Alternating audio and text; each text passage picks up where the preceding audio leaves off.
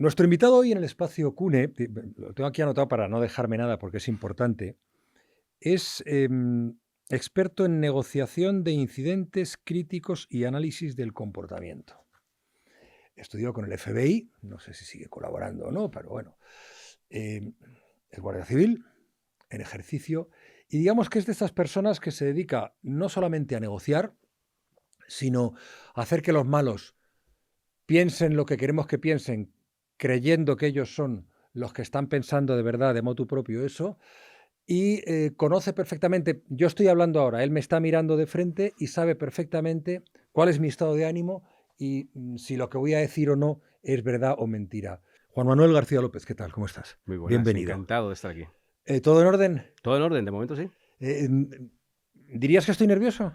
No, yo creo que no, pero no porque haya observado nada que me llame la atención o deje de llamarme la atención, sino un poquito por tu preperfilado y conociendo un poquito quién eres, dudo que estarías nervioso. A lo mejor un poquito em, alerta de qué es lo que yo podría observar o no, pero de incomodidad creo que no. No, no estoy. Es más, estoy encantado porque mi disposición cuando me encuentro con un perfil como el tuyo es aprender. Mientras hablamos, mientras el espectador y el oyente escuchan o ven lo que dices, aprendemos todos. Desde luego. Tu formación es la negociación en conflictos. Ujú. Tu trabajo habitual es la negociación con los malos en una determinada situación comprometida o crítica. Sí, lo era. Actualmente no, ya hace unos cuantos años que ya no estoy de operativo, pero sí, siempre ha sido negociar, pero en todos los ámbitos, con los malos y con los buenos, no solamente con malos. No estás operativo, pero sigues en la Guardia Civil Sí, haciendo otras cosas eso es. que no tienen que ver con esa formación. No, en principio no. ¿Y hay algún sitio donde estés enseñando, mostrando Sí. estas capacidades a personas fuera del ámbito de la Guardia Civil? Sí, de hecho es prácticamente a lo que me dedico aparte de funcionario. Actualmente dirijo el Instituto Europeo de Ciencias del Comportamiento, donde lo que hacemos es formar a personas en abierto, es decir, cualquier persona que se quiera formar en lo que es el análisis de las interacciones con las que nos encontramos todos los días, ¿no? El mero hecho de comunicar, pues hacerlo de una manera estratégica para conseguir un fin. Y no solamente en abierto para cualquier persona que tenga esta curiosidad, sino también, bueno, pues a empresas, a otros policías y incluso en redes sociales, pues también estamos haciendo nuestro Sí. pinito. Hombre, en redes sociales estás muy fuerte, tienes 1 millón y pico de seguidores, no Eh, recuerdo cuándo es el pico, sí, en Instagram en 1.100.000 Instagram. y 3.900.000 en TikTok. No está mal, no No está está mal, no mal. está mal. O sea, que hay mucha gente interesada en aprender Sí, a negociar. Es un componente cotidiano de nuestra vida. sí, yo creo que además, como somos un animal curioso por naturaleza, siempre creo que nos ha gustado mucho el poder indagar qué es lo que ocurre en los demás, pero además desde el anonimato, sin que nos cojan, sin que nos Eso pillen. es verdad, ¿eh? Entonces, claro, y si yo puedo ofrecer una herramienta en el que simplemente por la mera observación, el poder saber qué es lo que está ocurriendo dentro de la mente de una persona, creo que llama mucho la atención. Y más si como objetivo, como fin, pues podemos vender más, ser más confiables y seducir. Eso les encanta. Bueno, tocamos un montón de posibilidades. En el fondo todo es lo mismo. Se Sí, trata de, sí, de convencer a alguien de que tiene que creerte, sí. De generar confianza, al final es generar todo. confianza, Es eso todo. es. Y además al final no es que te compren, perdón, al final no es que te vendan, sino Ujú. que te compren. Y eso no hay otra manera que ejerciendo confianza. Y ejercer confianza, pues sí que ser una persona congruente, no tienes que tener incoherencia a la hora de comunicar y por tanto tienes que tener por lo menos unos mínimos en cuanto a la hora de comunicar a nivel verbal, pero también sobre todo a nivel no verbal y qué es lo que hace nuestro cuerpo en situaciones determinadas y que hay que evitar para ser convincente. Si no tienes todo eso. Claro, yo, en mi oficio, más o menos expresarte aprendes. Incluso también con el tiempo, aprendes a controlar tus movimientos consciente de que Ujú. determinados movimientos pueden ser reveladores. Sí. Pero así todo, dejamos mucho espacio al inconsciente o al subconsciente en esa gestualidad que nos delata. Absolutamente. Ten en cuenta que tenemos, por ejemplo, tenemos la capacidad de poder leer la dilatación de la pupila, la sudoración, ver si las articulaciones están más hipertónicas, más hipotónicas. Creo que nadie va a hacer un ejercicio consciente de cómo oye, ¿cómo voy a tener hoy la articulación de la muñeca, no? Nadie lo va a hacer. Y eso, sin embargo, es una manera que yo puedo leer de cómo te encuentras, si estás más relajado o menos relajado, directamente por ejemplo, en las manos, que es de las primeras cosas que yo me fijo, o en esta posición que tenemos nosotros, por ejemplo, en el tobillo. Si tu punta del pie apuntara hacia el techo ahora mismo, yo me daría cuenta que estarías un poco estresado, o por lo menos estarías en alerta. ¿Por qué? Porque tu articulación está más dura de lo normal. Si estás más hipertónico es porque interiormente estás hipertónico. Y eso, dependiendo del contexto, puede ser por miedo, puede ser por sorpresa, porque estés estresado, por cualquier cosa. Con esos gestos tú puedes detectar cuál es su razón o son No, especulaciones no, también. no, no, no, no. La razón la tengo que descubrir. Yo lo que puedo ver es que tú estás estresado o tú estás ahora mismo a disgusto. Lo que debería de hacer es dirigir la entrevista de tal manera que yo debería de averiguar cuál es el motivo si me interesa. Entonces, claro, yo voy a lanzar inputs, voy a lanzar ciertos estímulos para ver que además cómo reaccionas ante mis preguntas y estos estímulos. Y eso me va a direccionar hacia más o menos el camino que yo puedo considerar correcto a la hora de determinar cuál es el estresor de cada persona. Aquí habría una doble necesidad. Por una parte, que yo sea capaz de conocerte a ti o de interpretarte a ti, y por otra, que tú no puedas hacerlo conmigo.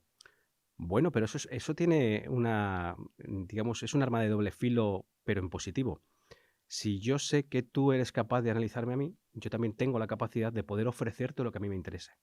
Quiero decir, y esto es algo que enseño ¿No? siempre. Qué interesante juego de Claro, claro, es choque de que, trenes. pero porque además la mayoría de las personas, siempre que hablamos de análisis de la comunicación no verbal o del lenguaje corporal, siempre tienen una conciencia de un análisis unidireccional, de que yo me pongo a observarte a ti y a ver lo que me viene, y nada más lejos de la realidad. No solamente yo tengo que provocarte a ti reacciones, luego va a ser un análisis activo, sino que vamos a hacer un giro de 180 grados. Es que tú tienes amígdala en el cerebro, tienes neuronas espejo que se activan ante el lenguaje corporal que yo te ofrezco. Como sé que se van a activar, ¿por qué no te ofrezco yo lo que a mí me interesa que tu cerebro detecte en mí? ¿Para qué? Para generarte confianza, para ser más creíble, para ser más cercano, todo lo que yo quiera hacer. Luego voy a utilizar mi lenguaje corporal para provocarte a ti las reacciones que me interesan. Y es curioso porque eso se puede transmitir de una manera general. Lo que tú estás diciendo es algo que algunos presentadores de televisión han hecho o hemos hecho mucho tiempo. Ser conscientes de que tus gestos, Ujú, tu forma de hablar, tu ritmo, la voz, colocarla de una determinada manera, la mirada a la cámara de una determinada manera, funciona. Quiero decir claro, que estamos hablando de lo que no necesita el contacto corporal. eso es, absolutamente. Y eso que lo haces un poco de manera intuitiva, sabes que funciona, sabes que Mm. te da buenos resultados, pero si nos metiéramos un poquito en lo que a día de hoy sabemos gracias a la neurociencia de cómo nos activamos ante determinados estímulos, bueno, hay estudios como el de Alexander Todorov que simplemente con la observación de algunos rasgos faciales, nuestra amígdala se activa o se desactiva, solamente con tus rasgos faciales. O sea, es Sin ningún alucinante. movimiento. O sea, si eres más guapo o más feo. Sí, o si tienes quizá a lo mejor la boca más fina, una nariz más ancha, si nosotros lo percibimos como una amenaza, nuestra amígdala se va a activar y por tanto nosotros podemos rechazar de una manera inconsciente a la persona. Tenemos, por ejemplo, el efecto halo, que es un sesgo que a día de hoy se sabe que incluso juzgados y tribunales ofrecen sentencias mucho más favorables a la gente que es más guapa. No. Sí, sí, esto es evidencia científica, te lo prometo. Es así de Entonces, duro. claro, entonces cuando ves que la persona que está siendo juzgada lleva su corbata, va bien peinadito, que no es el Es por eso, personaje, es por eso, esos es por eso. abogados que conocen eso. Exactamente, eso es. ¿Y eso puede condicionar una sentencia? No es que la condicione, no es que pueda, es que la condiciona, pero no solamente en sentencias judiciales. Es que, por ejemplo, yo hago mucha formación a recruiters, ¿no? A la hora de seleccionar personal. Y entonces, claro, cuando uno busca evidencia sobre qué es lo que ocurre cuando nosotros queremos seleccionar a personas en el ámbito que sea, yo he descubierto otros estudios en el que se dice que se selecciona a la gente simplemente con la fotografía del currículum, cuando antes se podía poner fotografías, ¿no? Claro, a mí me chocó mucho, pero efectivamente nosotros hacemos una selección emocional de la persona simplemente por lo que nos produce, es decir, yo la observo, y luego la parte racional es la que va a justificar la primera elección. Cuando nosotros creemos que hemos seleccionado a una persona, racionalmente no lo hacemos. O sea, me estás hablando de que del peso de la emoción más importante a la toma de decisiones, a la hora de Infinitamente, tomar decisiones, que la razón. infinitamente. Bueno, de hecho, te podría dar como titular que nosotros nunca tomamos decisiones de manera racional. Nunca. Pero bueno, de ningún tipo. No. Mira, hay un ex agente del FBI que se llama Chris Voss, que tiene un libro espectacular que se llama Rompe las barreras del no, que recomiendo absolutamente, que nos da una muestra de cómo somos incapaces de poder hacer una negociación racional. Él habla de un role-playing que hace a la gente que empieza a formarse en negociar y les dicen que, dice, mira, os voy a dar $10 a cada pareja de personas que estáis aquí preparándoos y tenéis una sola oportunidad de llegar a un acuerdo con la otra persona, una sola. Tú vas a ofrecer, el que tenga el billete va a ofrecer una oferta y la otra persona la va a aceptar o no. Si la aceptáis, el acuerdo que tengáis va a ser para vosotros, os quedáis con el dinero. Si no, la otra persona no lo acepta, no os vais a quedar con el dinero. Hacen el ejercicio y se muestran los resultados. Entonces había gente que había ofrecido 50-50 y habían dicho que sí, otros que no, otro había ofrecido $2 y le había parecido poco y había dicho que no. Entonces preguntó si ellos pensaban que habían hecho una negociación racional. Todos dijeron que sí. Claro, cada uno tenía su estrategia. Yo creo que si le ofrezco 5 y yo me quedo con 5, seguramente que tal. Bueno, pues eso evidenció que ninguna de las negociaciones fue racional, sino muy emocional. Porque quien no hubiese ofrecido un solo dólar a la otra persona no ha hecho ningún tipo de negociación racional. Y me explico. Si yo sé que tú vas a hacer una negociación racional al 100%, si yo lo sé y tengo la capacidad de poder definirlo, porque nos acaban de dar esta instrucción, yo sé que con ofrecerte un solo dólar, tú sí vas a decir que sí, porque es la única manera de ganarte un dólar. Si no, no vas a ganar nada. Porque yo te ofrezco 2 o 3 o 4 o 5, por miedo a que no me aceptes. Vale. Luego ya no es racional. ¿Por qué los demás, a lo mejor, si yo te ofrezco un solo dólar, no aceptan? Por orgullo. Porque te parece una porquería la oferta. Luego estás vinculado a emociones, no eres racional. Por eso ni el que acepta ni el que ofrece, cuando no es un 9-1, en ninguno de los casos es una negociación racional. Y entonces, para aprender a negociar, tenemos que aceptar esa premisa, o se puede modificar, o puedes aprender a No, negociar de una manera racional. no, de hecho lo que tenemos que aprender y lo que tenemos que ser conscientes es que somos animales emocionales y que todos, absolutamente todos, hasta cualquier psicópata, es una persona emocional y tiene emociones. Y por tanto nosotros tenemos que jugar sobre las emociones, sobre las incertidumbres, sobre las pulsiones de quien tenemos enfrente de nosotros, precisamente para poder manejarle de la misma manera que funciona su cerebro. ¿Qué es lo primero que enseñas cuando instruyes sobre la forma de negociar? Lo primero que enseño es esto precisamente, es quitar el argumento de la cabeza de las personas de que somos personas muy racionales a la hora de negociar. No lo somos. Y tenemos que ser conscientes, es decir, tenemos que romper esa barrera de pensar que lo vamos a hacer todo absolutamente racional. No, no, ni lo hacemos racionalmente y aparte todos tenemos un buen día, todos tenemos un mal día, todos tenemos... Y esto sí que me parece muy importante. Todos tenemos prejuicios que nos machacan muchas veces y además trabajamos bajo sesgos. Y bueno, no hace falta más que ver la sociedad en la que nos estamos moviendo, cómo tomamos decisiones solo basadas en prejuicios y solo gracias a los sesgos. Y como mucha gente poderosa sabe que los sesgos son infinitamente más poderosos que los argumentos, trabajan sobre ellos para que el ciudadano de a pie tome decisiones que nos interesa que tomemos. Pero claro, entonces es muy difícil si la negociación escapa del control de la razón, es muy difícil prever lo que pueda pasar. Bueno, depende, si controlas las reacciones emocionales, siempre y cuando Tuyas y no... del otro. Claro, claro, claro. Además, muy bien dicho, las del otro y las mías. Porque si a mí, la otra persona es capaz de tocarme el botón rojo, hablo de tocarme el botón rojo y el dispararme, eh, puede salir cualquier cosa. Y hay gente que es especialista en tocar el botón rojo. Gente que es muy buena en sacar de las casillas a cualquier persona que inicialmente puede ser una persona muy lógica, muy racional y muy controlada. Y perfilando un poquito a cada persona, sabes cuál es el botón rojo y dónde puedes tocarle. Y es una estrategia, vaya, como O sea, cualquier otra. por tanto, lo primero para sentarte a negociar es tratar de saber con quién estás. Lo primerísimo, el preperfilado que yo le llamo. Pero incluso antes de sentarte con él. Mucho, no, claro, mucho antes. Es que yo tengo que saber cuáles son tus preferencias, cuáles son tus prejuicios, de qué manera puedo trabajar los sesgos contigo, cuáles son tus incertidumbres, y con todo eso, ahí tengo una estrategia brutal de comunicación para poder atacar a lo que temes, a lo que te gusta y a todo lo que te rodea, que no solamente eres tú como animal racional, sino como animal emocional y con esos miedos e incertidumbres. ¿Y si no puedo conseguir esa información? La consigues. Es muy fácil conseguirla. ¿Cómo? Redes sociales. O sea, las redes sociales es una herramienta, digamos que poderosa y novedosa también en esto. Muy poderosa. Y además habrá gente que dirá, bueno, yo no tengo redes sociales. Y se equivocan. Porque indirectamente las tenemos todos. Es decir, yo puedo no tener ningún tipo de red social, pero a lo mejor mi mujer sí, mi hijo sí, mi compañero de trabajo sí, y salgo etiquetado en una foto, o en un partido del Atleti, en la final de no sé qué, o en un concierto de AC/DC. Eso es información. Entonces yo puedo trabajar los sesgos a raíz de la información que puedo obtener, por ejemplo, de redes sociales. Y digo de redes sociales porque es lo que la gente que nos escuche y nos vea más fácil lo va a tener para poder hacerlo mañana mismo, ¿no? Pero incluso si nosotros podemos observar a la persona, saber dónde se mueve, qué coches tiene, etcétera, es que podemos tener tantísimas herramientas de persuasión a esa persona, inconsciente, persuasión siempre inconsciente, pero espectacular. Claro, o sea que en cualquier tipo de negociación siempre tienes que, primero, proponerte conocer a la otra persona a través de la información que puedas Eso obtener, es, directa o indirecta, a través de redes sociales o documentación que pueda haber eso sobre es. esa persona. Una vez conocida la persona, imagino que, perfilada esa persona, diseñar una estrategia. Ujú. Una estrategia que no se debe improvisar, o sí, o depende. Depende mucho. A ver, yo creo que lo primero que tenemos que tener claro es qué objetivo queremos cumplir Vale. y qué líneas rojas no debemos de pasar de inicio. Y luego, aunque no tengamos una estrategia clara, creo que hay unas bases que con cumplirlas tenemos más que suficiente.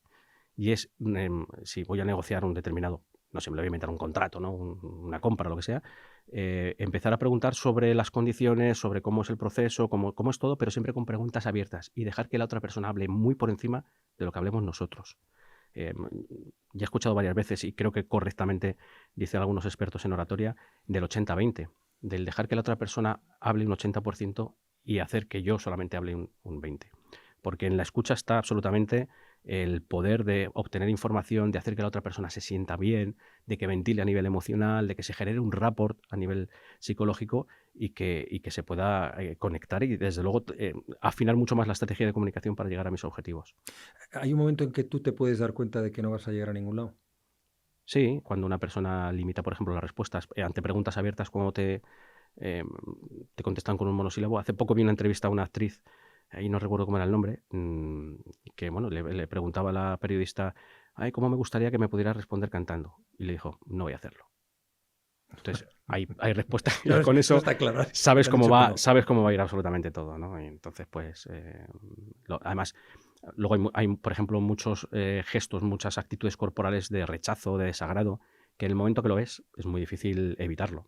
Entonces, quizá a lo mejor no somos capaces de reconducir esta negociación o esta comunicación, pero sí somos capaces de no perder el tiempo y decir, mira, esto no va a ir a ningún sitio, voy a intentar quedar lo mejor posible y a otra cosa, mariposa, y ya está.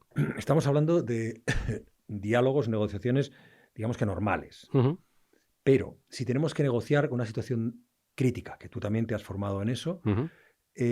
una situación crítica, ¿hay elementos nuevos que aportar cuando te estás jugando la vida de una gente o tu propia vida? Sí. Ahí debes planteártelo de forma diferente. Imagino que el paso 1 es lo mismo, perfilar, conocer la situación, perfilar al personaje o personajes y a partir de ahí tener cuidado, porque cuando hablabas antes del botón rojo, es que te pueden disparar. Sí, no, claro. Fíjate, yo veo más peligro en el propio analista, en la persona en la que está haciendo esa negociación, el ser consciente, voy a decirlo de otra manera, ser conscientemente incompetente en cada momento. Hay momentos en los que nosotros no somos capaces de poder enganchar con la otra persona. Mira, por ejemplo, probablemente las negociaciones más complicadas que se pueda tener una persona vinculada a la emergencia sea la ideación autolítica, ¿vale? Ideación, ni idea de lo que es eso. Vale, es cuando. Es que no quiero decir la palabra para que luego Vale, en redes sociales no nos funen, pero bueno, es cuando una persona decide acabar con vale, todo. entendido. Bueno, pues a ver, en ese momento es cuando nosotros tenemos que ser muy conscientes de que no solamente nos estamos jugando la vida de esta persona, sino que a lo mejor me puede arrastrar a mí o me puede pasar cualquier cosa. ¿Qué es lo que ocurre? Nosotros mm, podemos llegar a conectar bien con la persona o no. Y si yo no conecto bien con la otra persona, yo no tengo una segunda oportunidad. No me estoy jugando algo leve, es algo grave. Tengo que ser conscientemente incompetente en ese momento. Es decir, soy conscientemente o soy consciente de que soy incompetente para poder abordar esta situación y a lo mejor tengo que ser, apartarme y que vaya otro. Eso es. O ser consciente en que a lo mejor hay una persona que no tiene que ver nada con la negociación, pero ha enganchado, se ha puesto a hablar el paciente con él y yo por ego no voy a decir, no, oye, que el negociador soy yo. No, no, no, no. Eso lo hacéis también. Hombre, claro. A ver, o sea, lo importante al final es salvar la vida de una persona. Entonces, si el que ha enganchado es un policía municipal que ha llegado el primero, que lo haga él. Yo me pongo al lado, a asesorar, a echar una mano, pero yo no voy a decir, oiga, usted que aquí el que manda soy. No, no, no, no, en absoluto. En absoluto. Lo que hay que hacer es a lo primero y a lo más importante, que es salvar la vida de esa persona. Y algo muy importante que además, cuando yo formo también a policías, a sanitarios, etcétera, es seguir los protocolos. Pero seguir los protocolos no porque por seguir los protocolos vas a llegar a un buen puerto, que también. Pero ¿qué es lo que ocurre si acaba mal? A nivel de salud mental. Oye, ¿yo he hecho lo que tenía que hacer? Sí. Pues Ya. no puedo hacer más. Si yo lo he hecho todo bien, a nivel de culpa, es una manera también de no cargarse la mochila demasiado y no generar a lo mejor un estrés postraumático después que viene muy mal. O sea, un riesgo. Una cosa, la entrevista está yendo de puta madre. O sea, todo lo que estás contando me parece súper interesante. Pero me falta algo porque quiero sacar reels, ¿sabes? Y que tengan visualizaciones. Entonces, te quería preguntar, ¿cómo puedo identificar cuando alguien me está contando una mentira? Cuando alguien me está mintiendo. ¿Quieres saberlo? Sí. No puedes. No puedo saberlo. No. Pero tú lo sabes. No. Claro. No puedo. No. Ay, que eso es una Y- respuesta sorprendente para mí también. Es que la evidencia, claro, ¿sabes lo que ocurre? Es imposible a día de hoy detectar mentiras a través de la lectura del lenguaje corporal. Imposible. Pero no es que lo diga yo, que también, sino la evidencia científica es clara. Pero es muy... cuando yo quiero vender un curso, está muy bien definir el curso como curso de comunicación verbal y detección de la mentira. Se vende muy bien. Hay gente que lo utiliza. Pero no se puede detectar mentiras científicamente probado a nivel de lenguaje corporal y comunicación no verbal. Es más, la evidencia científica nos dice que es más fácil o nos vamos a acercar más a la detección de la mentira a través de la lingüística forense, no a través de la lectura del lenguaje corporal. Y ni siquiera hay una nariz de Pinocho o hay una evidencia clara de que una persona esté mintiendo. No existe. Y para darle una vuelta a la pregunta, ¿hay algo que se pueda hacer para que sea más difícil que te pillen la mentira? Para que no te pillen la mentira, Sí. preparártela, ensayarla, trabajarla y ser consciente de cómo transmites. Esta es muy buena. Si yo me pongo delante de una persona que es un experto analista, véase un caso parecido al mío, de Jaume Masip, por ejemplo, de la Universidad de Salamanca, que es un experto en lingüística forense, y si yo tuviera que mentirle a él, yo tengo que mentirle porque tengo una entrevista y me juego mucho, yo lo que haría es trabajar mucho lo que voy a contar, si sé lo que más o menos me van a preguntar, y sobre todo, ser consciente de cómo comunico yo. Primero, de cómo comunico cuando estoy diciendo la verdad y de cómo comunico cuando no la estoy diciendo. ¿Por qué? Aunque, como acabo de decir, no hay nada claro que nos indique que una persona miente, no hay nada universal que diga que si lo observas en cualquier persona es porque está mintiendo. Ahora bien, si yo me comporto de una manera determinada cuando digo la verdad, es muy probable que cuando mienta no me comporte de la misma manera. Es decir, mi baseline, el mío, particular, el de Juanma, se modifique. Luego tengo que ser consciente de cómo es mi baseline inicial. ¿Para qué? Para ensayar cuando miento y hacer el mismo baseline para que un analista no se dé cuenta de ello. Básicamente ensayar la mentira, Eso es. llevarla bien preparada. Eso es. Y para, en cuanto al lenguaje corporal en la seducción, ¿hay tips para saber identificar cuando alguien está ligando contigo? Por ejemplo, se dice que cuando las chicas se tocan mucho el pelo. Algo así más para identificarlo. Sí, pero hay que identificarlo bien, por una razón, porque las chicas se pueden tocar el pelo porque están ligando contigo o porque están estresadas contigo. Luego, ¿cuándo diferencio yo que hay seducción? Cuando, por ejemplo, las muñecas y las palmas de las manos apuntan hacia la otra persona. Es decir, acariciarse el pelo lo hacen de esta manera y no de esta manera. Luego ahí sí que hay un ítem de seducción, pero hay muchos más. Y además lo podemos basar en los primates. Por ejemplo, tenemos un zoólogo y un etólogo que se llama Desmond Morris, que es una eminencia, que nos dice que cuando nosotros, por ejemplo, nos excitamos con otra persona, nuestros labios se vuelven más rojos. Luego puede ser una evidencia. Si la sumas a otros más, ¿no? Hay que tener cuidado porque a lo mejor se debe a otra cosa y la liamos. Pero, por ejemplo, cuando hay que testear si realmente estás impactando de manera sexual a otra persona, yo, por ejemplo, empezaría por romper la zona privada, ¿no? Esas distancias que nosotros tenemos, que es más de 45 centímetros desde nuestro eje, si yo rompo ese metro 20, de metro 20 a 45 centímetros, lo rompo porque me acerco un poquito para decir algo en el oído y la otra persona nos echa para atrás, es porque soy bienvenido. Si se junta otros ítems más, pues seguramente que sí haya una seducción muy visible y hay un acercamiento sexual y bueno, muchas más cosas. Joder, perfecto, pues me lo apunto. Ya puedes seguir, pero No ya sé, que teníamos alguna aquí a más, Juanma, sácale reels. Cositas. alguna pista más en ese sentido. Bueno, sobre todo, a ver, La también, mirada, el brillo en los ojos, la sonrisa, morderse mira, el labio. hay una manera de mirar que se llama el triángulo de la seducción, que es mirar a un ojo, al otro ojo y a la boca. Y además es de esta manera, ojo, ojo, boca, ojo, ojo y boca. Es una manera que yo he visto muchos casos que efectivamente sí había una seducción, aunque luego me lo han negado, pero se ve clarísimamente porque hay otros ítems y se detecta fácil. Pero, insisto, al final es la suma de todo esto, no solamente uno, ¿no? No solamente un Un solo ítem, por ejemplo, te voy a dar un ejemplo muy claro. Está muy vinculado también a la seducción el inclinar la cabeza hacia la izquierda. Es decir, tú hablas con una persona, inclinas la cabeza hacia la izquierda, podría ser seducción. Pero claro, es que yo a lo mejor me voy a comprar yo un coche y voy a hablar con Manolo, que es el comercial y le ofrezco un dinero y Manolo me gira la cabeza, o sea, me la dé a la cabeza a la izquierda. ¿Por qué le gusta a Manolo? No, pero le gusta la oferta. Luego tenemos que ver el contexto, cómo nos puede definir el sentido de un gesto muy diferente en otro contexto. Luego, si en el contexto de seducción, que te estoy diciendo cositas que te intento adularte, que tus labios se vuelven más rojos, que te muerdes de vez en cuando el labio, que me miras a los ojos y a la boca, y además generas esta inclinación de la cabeza, bueno, pues lo Pero tenemos ¿por claro. qué a la izquierda y no a la derecha? Bueno, pues porque la parte izquierda de lo que es el cuerpo está conectado por la decusación de las fibras, ¿vale? Esto hablo de neurociencia, con el hemisferio derecho del cerebro.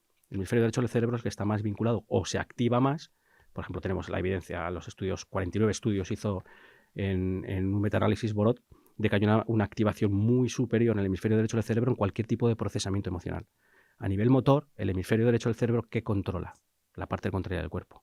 Por eso todo lo que está relacionado a nivel de reacciones gestuales en la parte izquierda del cuerpo probablemente esté más vinculado a las emociones que la parte derecha. O sea que si se inclina a la derecha no dice nada, pero que se inclina a la izquierda podría decir, le está Mira, gustando, o le estoy gustando yo, o le está gustando lo que estoy diciendo. por ejemplo, si se inclina hacia la derecha y dependiendo del grado, podríamos hablar de rigidez y de control. Yo no lo tengo muy claro esto, sinceramente, ¿eh? Ya. Por experiencia. Hay algunos autores que dicen que sí. Yo ahí no lo he podido comprobar demasiado. El de la izquierda sí, el de cuando uno está a gusto, uno está relajado, pero fíjate, me gusta que me hayas preguntado esto. Tú y yo ahora mismo que estamos sentados y nos estamos mirando de frente, si yo, por ejemplo, estamos los dos bien conectados, estamos a gusto, estamos hablando bien, es muy probable que los dos inclinemos la cabeza hacia el mismo sitio. Tú hacia la derecha y yo hacia la izquierda. Esto lo que llamamos es la congruencia corporal, ¿vale? La conexión corporal. Esto no significa que yo esté seducido por ti a nivel sexual ni que esté a gustito contigo, simplemente que estamos conectados. Fíjate, yo a veces detecto, y no tengo ni idea de las...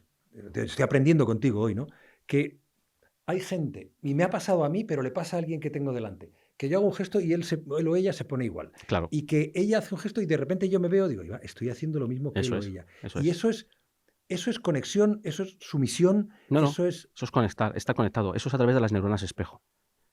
Las neuronas espejo son unas neuronas que tenemos en la parte posterior del cerebro que están encargadas de muchas cosas, son brutales. Quien le interese el tema, que lea Jacobuni, que es el que tiene una publicación de las neuronas espejo brutal. Bueno, pues son fundamentales en la empatía, en la sociabilización, en el aprendizaje, pero sobre todo en la lectura inconsciente del lenguaje corporal de los demás, a pesar de no tener ni idea del lenguaje corporal. Es decir, nosotros somos capaces de poder leer hasta cierto punto. Es más, las neuronas espejo, el observar a una persona que hace ciertos gestos, las neuronas espejo hace que mi cerebro active las mismas zonas cerebrales como si yo hiciera los gestos. Luego fíjate de qué manera me informa a mí de lo que ocurre en el otro. Es espectacular. Por eso, muchas veces cuando tú y yo estamos conectados y tú haces un movimiento, pues yo lo voy a imitar. No gestos, no imito gestos, imito posturas, imito ciertas reacciones, pero no gestos como tal, porque está por ahí, se escucha por ahí, oye, tú si quieres conectar con alguien, imita sus gestos. Yo no lo recomiendo. Pues si yo me rasco aquí 2 veces y tú te rascas 2 veces, a la tercera digo, ¿te estás riendo de mí o te pasa algo?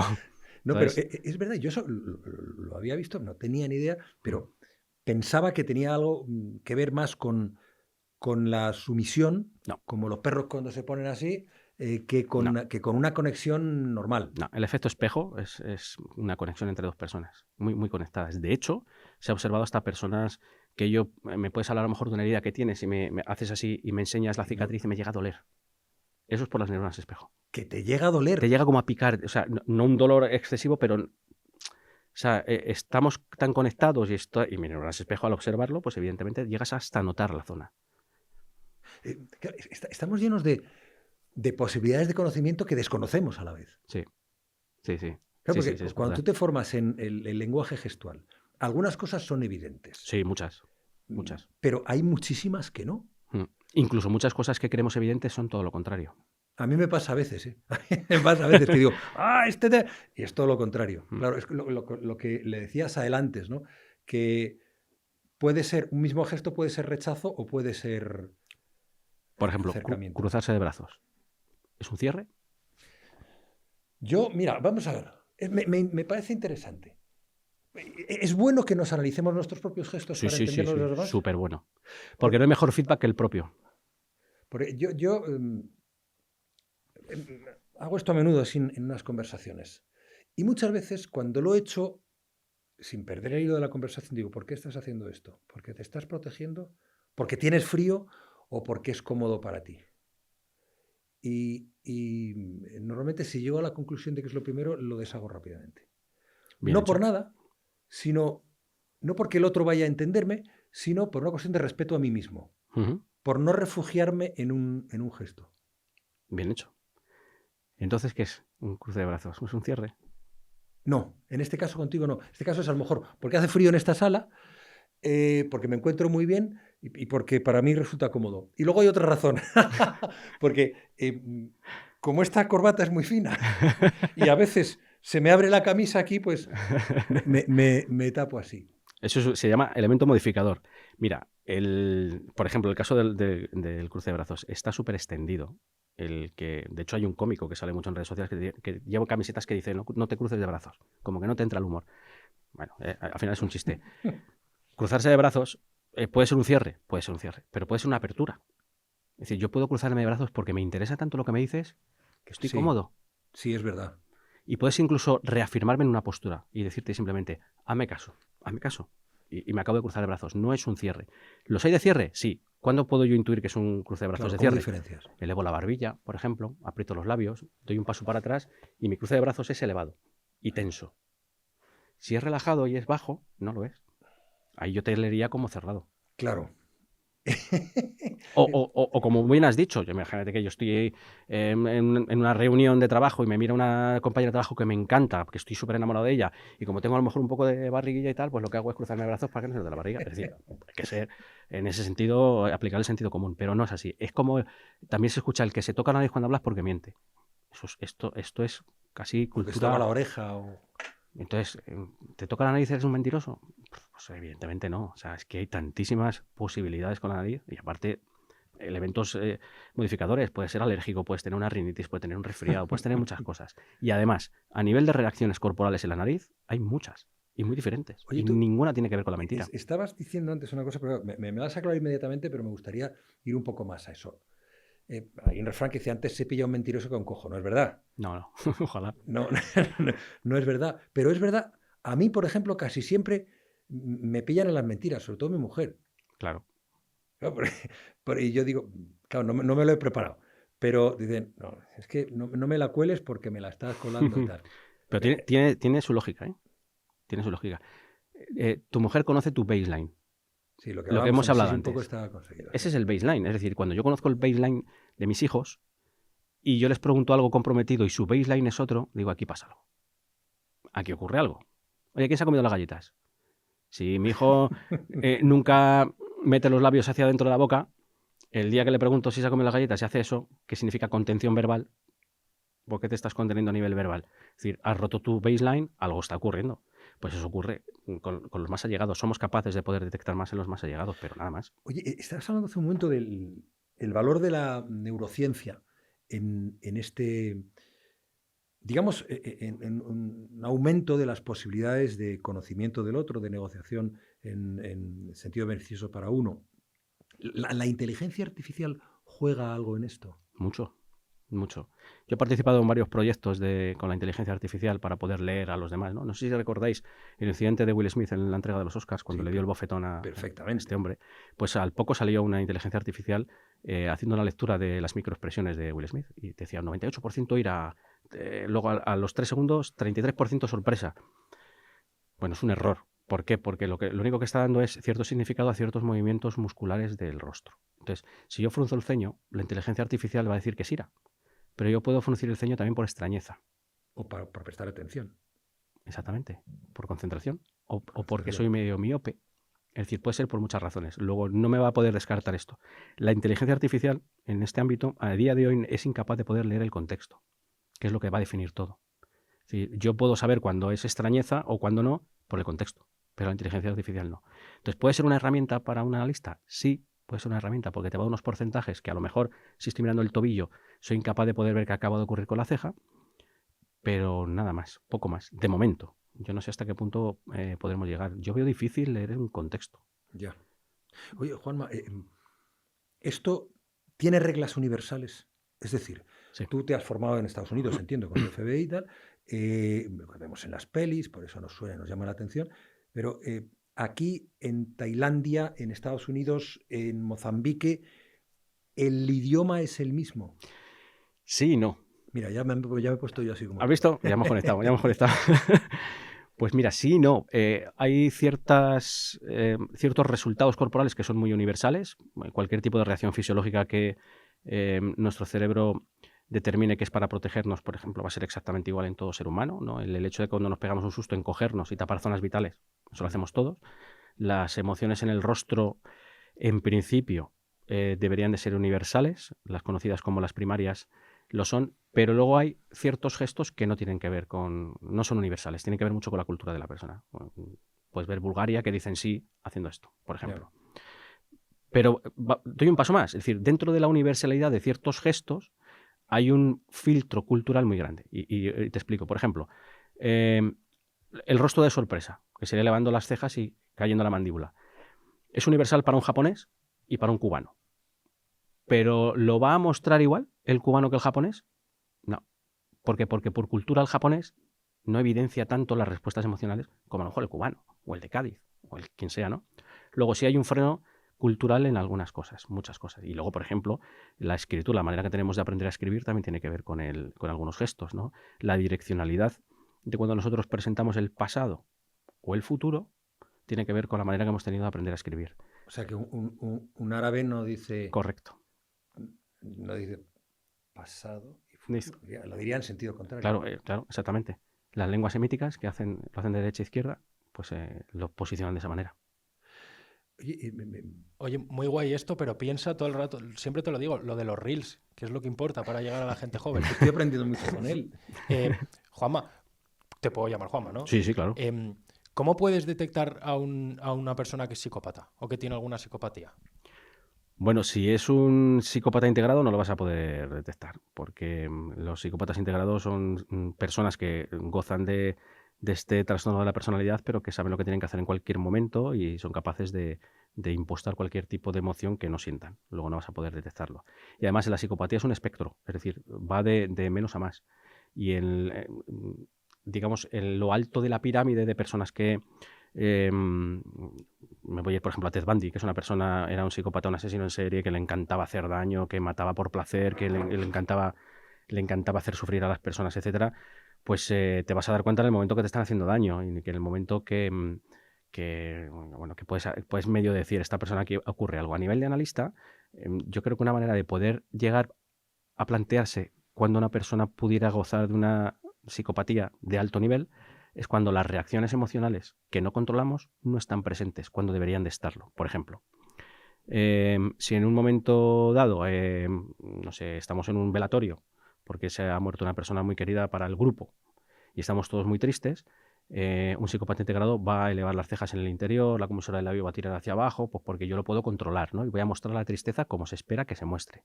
Pero luego hay otros componentes de la tristeza que no conocemos de manera consciente, que yo sí intentaría detectar en quien creo que pudiera ser un psicópata, como la hipotonicidad a nivel corporal, como por ejemplo la contracción de la hemicara izquierda, como las articulaciones muy blandas, etcétera, ¿no? Porque es verdad además que a nivel de detección de las emociones tenemos todo en el imaginario colectivo como que se detectan en el rostro mejor que en ningún sitio, ¿no es así?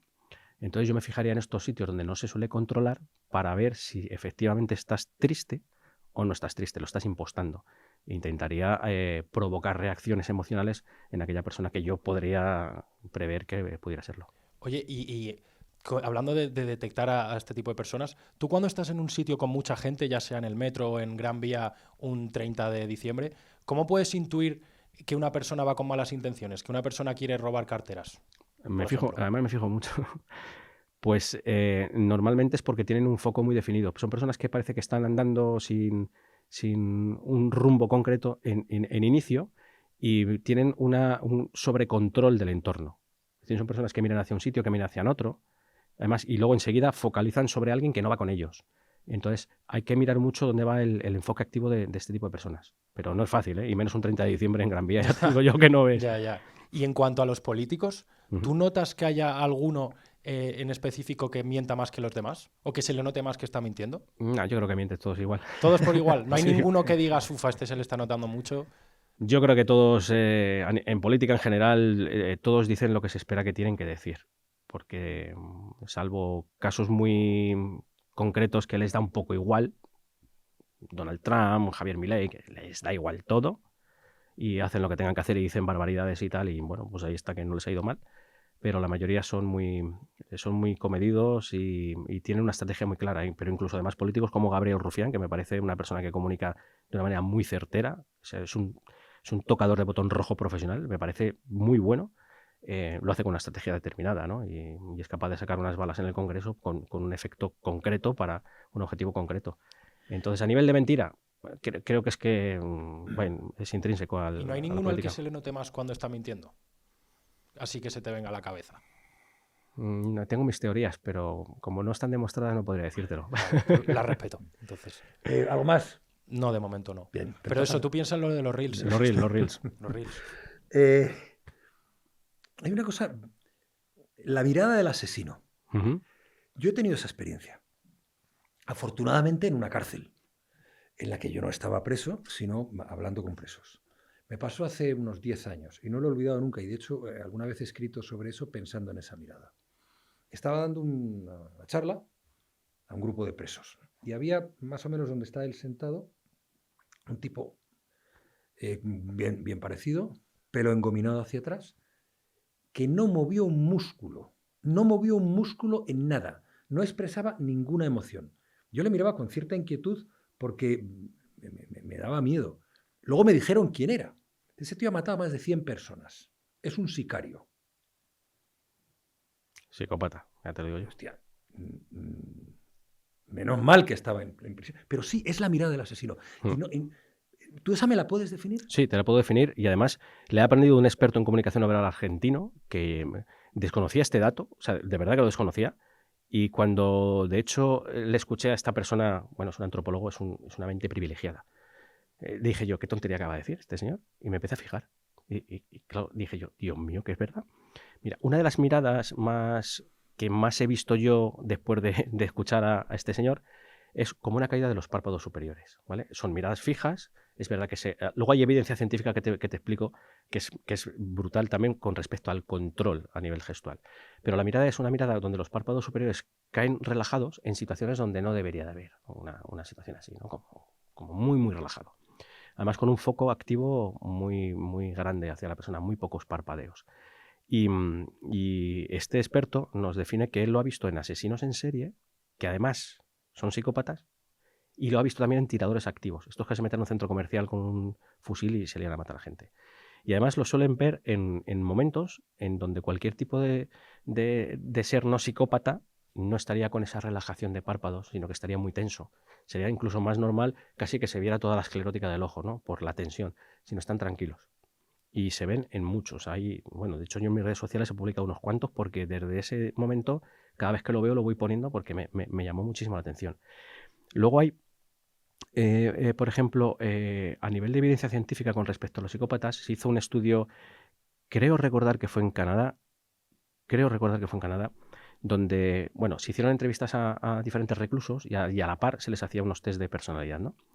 Y casualmente se observó que aquellos que estaban dentro del espectro de la psicopatía medio alto eran todos aquellos que gesticulaban menos y que además presentaban una mayor rigidez del cuello, es decir, estaban más rígidos, con un foco activo mucho más lento, mucho más suavizado. Suavizado me refiero en que no había ojos sacádicos, ¿no? Movimientos sacádicos de los ojos.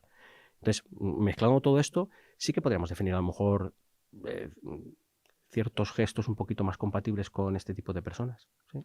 Pero, antes hablábamos al principio de la conversación de cómo opera la emoción por encima de la razón. Claro, esta gente que no tiene ninguna emoción, sí, tienen, que no tienen empatía, ¿sí? Tienen emociones. O sea, no tienen empatía, pero tienen emociones. Sí, sí, empatía no tienen culpa, no, es decir, no conectan absolutamente con nadie, no, como podemos hacerlo cualquiera, pero sí tienen emociones. Es decir, emociones tienen, por ejemplo, la alegría más empática, la alegría más social, más por me alegro que te haya ocurrido esto, eso no lo tienen. Tienen una alegría propia de lo que me ocurre es beneficioso para mí.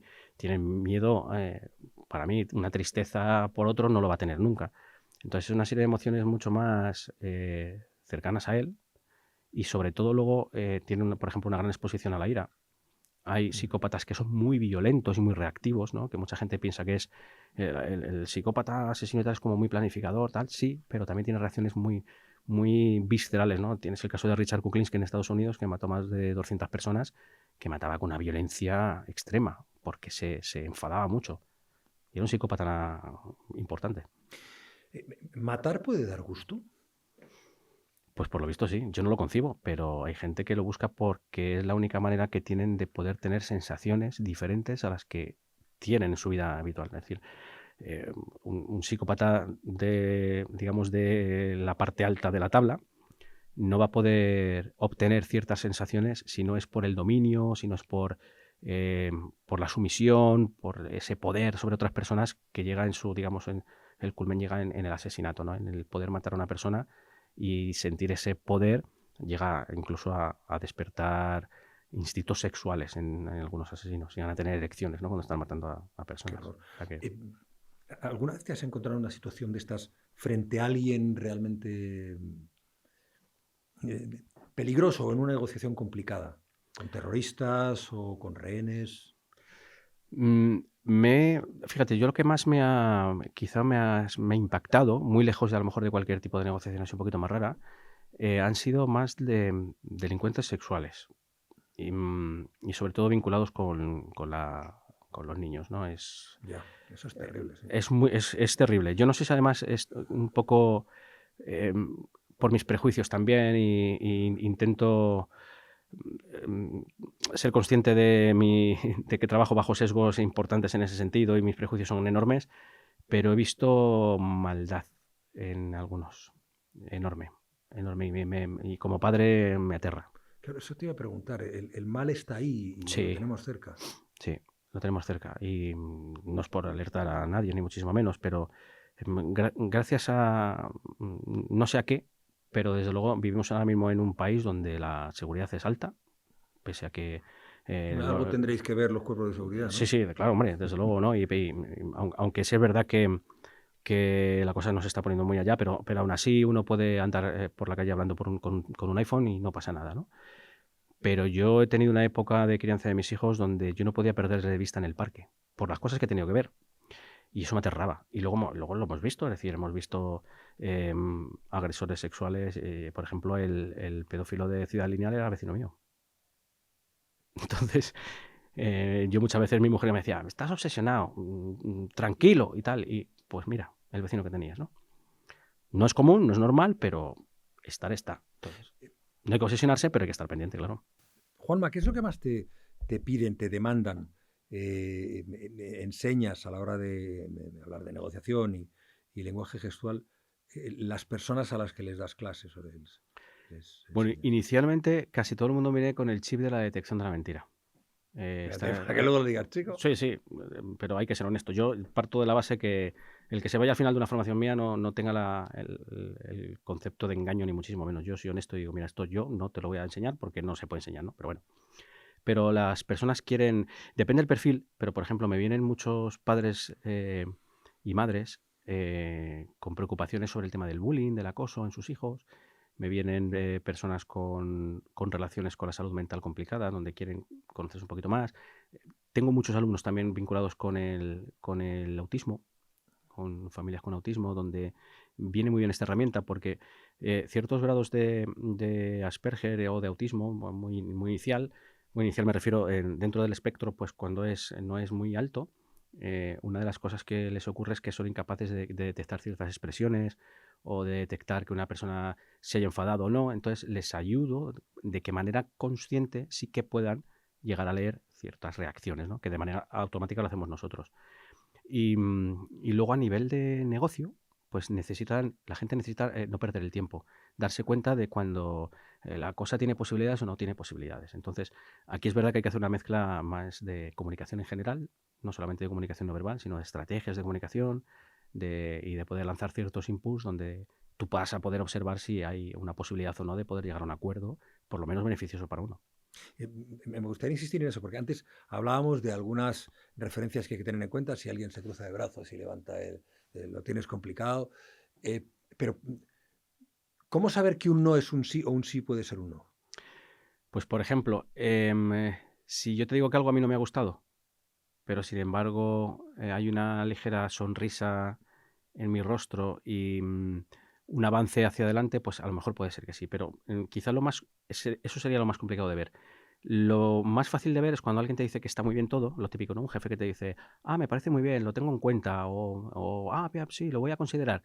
Y realmente no, realmente es que no. Por ejemplo, yo hay un gesto que a mí me maravilla, me parece una pasada porque lo veo continuamente todos los días, varias veces, y en mí, es el pinzamiento de nariz. Este pinzamiento de nariz, ¿vale?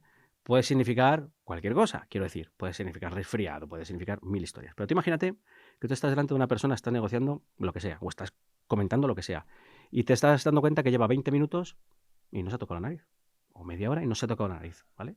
Entonces ahí ya sabemos que el baseline no es que se esté de vez en cuando tocando la nariz. Lo tenemos claro, ¿no? Eso está claro, vale. Ahora vamos al principio de acción-reacción. Es decir, siempre que se produce una reacción, tenemos que identificar la acción. Ya es cuando yo te digo, oye, ¿qué te parece si cuando termine la entrevista nos tomamos una cerveza y hablamos? Vale, si nos da tiempo, y haces, bueno, si nos da tiempo, sí. Yo no voy a insistir. ¿Por qué? Porque si no te has tocado la nariz en media hora y te tocas la nariz solo, cuando te digo eso, y esto lo interpretamos como que algo no te gusta o intuición de problemas, yo no voy a insistir. Luego hay muchas reacciones, hay muchos gestos que son indicadores de que algo no te está gustando. El pinzamiento, echar la nariz para arriba, la contención verbal, elevar una ceja, la ceja derecha, por ejemplo, es cuando estás medio expulsando a la otra persona. Hay muchos indicadores Pobre Carlos Sobera. de algo negativo. Pero él lo hace consciente, él hace ahí Carlos así. Pero cuando yo, por ejemplo, dices algún comentario y hago esto, muy bien, y hago pum, solamente con la ceja derecha, podría ser. Digo podría, ¿eh? Como siempre hay que atender al principio de acción-reacción, a definir muy bien cuál es el contexto y sobre todo el baseline de esa persona. ¿Y es cierto que cuando alguien te habla así, tapándose la boca, no debes fiarte mucho? No, no tiene por qué. Puede ser una persona, por ejemplo, que tenga una dentadura mala, tenga algo en la boca, no tiene por qué. No tiene por qué. Sin embargo, si es una persona que en ningún momento se está tapando la boca y en un momento en concreto sí se la tapa, suele estar muy vinculado con que no se vea qué es lo que ocurre a nivel de reacciones emocionales. Inconscientemente, yo tapo los receptores, boca, nariz, ojos u oreja, cuando lo que veo o lo que se está exponiendo no me gusta.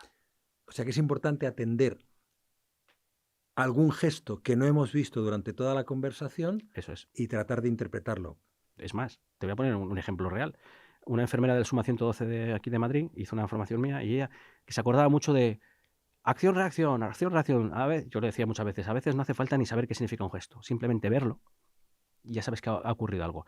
Fue una persona que se había quedado en el suelo con una hipoglucemia enorme y ella, pues al verla, la recuperaron, ¿no? Inyectando glucosa intravenosa y claro, ella preguntó, esta reacción es muy rara, ¿no será que tendréis por aquí insulina? Y al decir insulina, esta persona reaccionó. Hizo esto, que es asco, y se metió los labios hacia adentro, que es contención verbal. Y ella no tenía, mi alumna no tenía ni idea, no recordaba qué significaban los gestos. Pero ella se acordó, acción-reacción. O sea, si tú acabas de usar una reacción, ¿qué ha producido la reacción? La insulina. ¿Qué tiene que ver lo que le acaba de ocurrir a él con la insulina? Pues al cabo del tiempo descubrieron que él se inyectó la insulina para acabar consigo mismo. Luego ya no sabía lo que significaba, pero sabía que algo tenía que ver con la situación. Luego, en ocasiones, con el mero hecho de ver una reacción, ya decimos, aquí está pasando algo. Y ya es quizá mi manera de poder entrevistar y de hacer preguntas, si no tengo mucho conocimiento, es en la lectura de los gestos, lo que me pueda al final hacer ver qué es lo que ocurre, simplemente con tus respuestas. Y en positivo, quiero decir, porque lo que estamos hablando es de algún gesto negativo que nos indica que algo no ha ido bien, pero en positivo que el otro quiera ocultarnos algo también, pero que no sea malo, que él no quiere decirnos que le ha encantado. Es decir, yo voy a ver una casa, entonces sé que me han puesto, que hay un precio al alquiler, y entonces me parece maravillosa, y el precio está muy bien, pero como quiero que me lo rebaje, que hago como que no me gusta. Pero claro, seguro que reflejo en algún momento, puedo reflejar en algún momento que no me tires... Comisura de los labios hacia atrás y hacia arriba, que están muy vinculadas con la felicidad, con la alegría. Es muy probable que la parte izquierda del rostro esté más dilatada, porque hay una activación positiva del hemisferio derecho del cerebro. es fácil que haya algún tipo de rascado en los cuádriceps, probablemente derecho o izquierdo, que tiene que ver con el avance según una de las escuelas de comunicación no verbal. ¿Qué más puede haber? Puede haber contención verbal, ¿no? Que podría ser negativo o positivo, pero si los demás aspectos son positivos, pues seguramente es que te diría que me encanta, pero no te lo voy a decir. Probablemente el tener una postura más amplia de lo normal, es decir, el poder sacar un poquito más de pecho, el poder ver la casa y el poder abrir un poquito más las piernas en el posicionamiento vertical, incluso en el separar un poquito más los brazos del cuerpo, poquito más de lo normal, pueden ser indicadores de que todo está muy en orden y que te está gustando lo que estás viendo. Cuando, cuando te preparas, tú estudias psicología para prepararte para entender el lenguaje gestual. ¿Tienes la sensación de que conoces mejor a los seres humanos, la condición humana? ¿O simplemente estás manejando una herramienta que te permite desenvolverte mejor en un trabajo determinado o en una situación vital? Mira, más que conocer cómo es una persona, ¿no? O a las personas, conoces cómo están las personas. Y esto me gusta diferenciarlo. O sea, esto no es una herramienta que te permita decir cómo es alguien, sino cómo está en un momento determinado y en un momento en concreto. Sería aventurarse mucho el poder definir una persona a nivel psicológico simplemente con la lectura del lenguaje corporal. No. Ojalá, ojalá fuera así, pero no es. Pero sí cómo te encuentras en cada momento. Es decir, Claro, que al final es lo me que te sirve mucho. importa. Es lo que me importa, efectivamente. Me importa hasta, pero incluso yo formo en muchos colegios de psicología de España en donde esta herramienta la utilizan precisamente para ver las reacciones, para poder llegar a saber cómo es una persona, necesitas saber cómo está en cada momento, en cada pregunta, en cada situación. Fíjate, hay una cosa, hace algún tiempo, por curiosidad, hice un curso de esos de negociación. Oye, antes de que sigas, y ya para terminar, es que me ha surgido una duda, para que me des algún consejo, cuando yo me encuentro en una negociación, por ejemplo, con mi padre, ¿qué puedo hacer para salir beneficiado de la negociación? O sea, ¿cómo la puedo orientar para, por ejemplo, cuando le pido dinero? ¿Qué Sí. puedo hacer para que al final no le cueste tanto o no me ponga tantas trabas a la hora de darme el dinero? Pues claramente irte a sus emociones y sobre todo al objetivo, a lo que pueda él sacar de beneficio al hecho de que te dé dinero a ti. Mira, te pido, a ver si me puedes dejar dinero para esto, porque así de esta manera no va a ocurrir esto otro, o no te tengo que pedir luego más tarde, o no tengo que pedir más.